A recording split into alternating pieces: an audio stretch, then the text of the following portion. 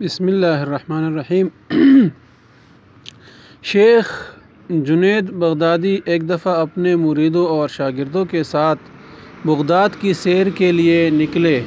انہوں نے بہلول کے بارے میں پوچھا تو کسی نے کہا سرکار وہ تو ایک دیوانہ شخص ہے۔ شیخ صاحب نے کہا مجھے اسی دیوانے سے کام ہے، آیا کسی نے آج اس کو دیکھا ہے؟ ایک نے کہا میں نے فلاں مقام پر اس کو دیکھا ہے۔ سب اس مقام کی طرف چل دیے۔ حضرت بہلول وہاں ریت پر بیٹھے ہوئے تھے۔ شیخ صاحب نے بہلول کو سلام کیا۔ بہلول نے سلام کا جواب دیا اور پوچھا کون ہو؟ شیخ صاحب نے بتایا بندے کو جنید بغدادی کہتے ہیں۔ بہلول نے کہا وہی جو لوگوں کو درس دیتے ہیں؟ کہا جی الحمدللہ۔ بہلول نے پوچھا شیخ صاحب کھانے کے آداب جانتے ہو؟ کہنے لگے بسم اللہ کہنا، اپنے سامنے سے کھانا، لقمہ چھوٹا لینا، سیدھے ہاتھ سے کھانا، خوب چبا کر کھانا، دوسرے کے لقمے پر نظر نہ کرنا، اللہ کا ذکر کرنا، الحمدللہ کہنا اور آخر میں ہاتھ دھونا۔ بہلول نے کہا لوگوں کے مرشد ہو اور کھانے کے آداب نہیں جانتے، اور وہاں سے اٹھ کر آگے چل دیے۔ شیخ صاحب بھی پیچھے چل دیے۔ مریدوں نے اصرار کیا سرکار وہ دیوانہ ہے، لیکن شیخ صاحب پھر وہاں پہنچے، پھر سلام کیا۔ بہلول نے سلام کا جواب دیا، پھر پوچھا کون ہو؟ کہا جنید بغدادی جو کھانے کے آداب نہیں جانتا۔ بہلول نے پوچھا اچھا بولنے کے آداب تو جانتے ہوں گے؟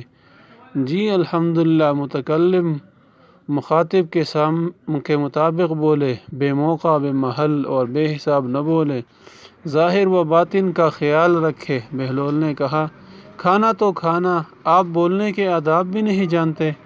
بہلول نے پھر دامن جھاڑا اور تھوڑا سا اور آگے چل کر بیٹھ گئے۔ شیخ صاحب پھر وہاں جا پہنچے، سلام کیا۔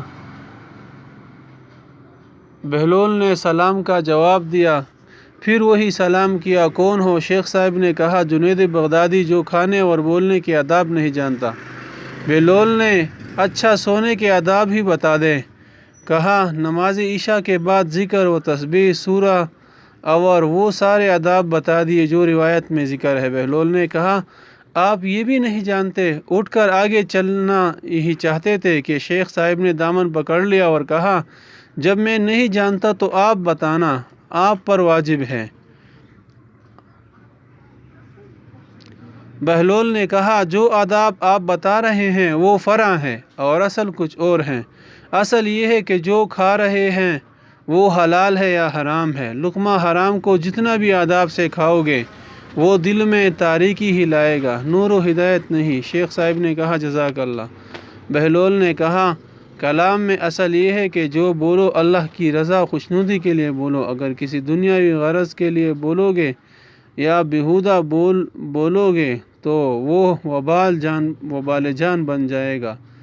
سونے میں اصل یہ ہے کہ دیکھو دل میں کسی مومن یا مسلمان کا بغض لے کر یا حسد و کینہ لے کر تو نہیں سو رہے، دنیا کی محبت مال کی فکر میں تو نہیں سو رہے ہو، کسی کا حق گردن پر لے کر تو نہیں سو رہے ہو۔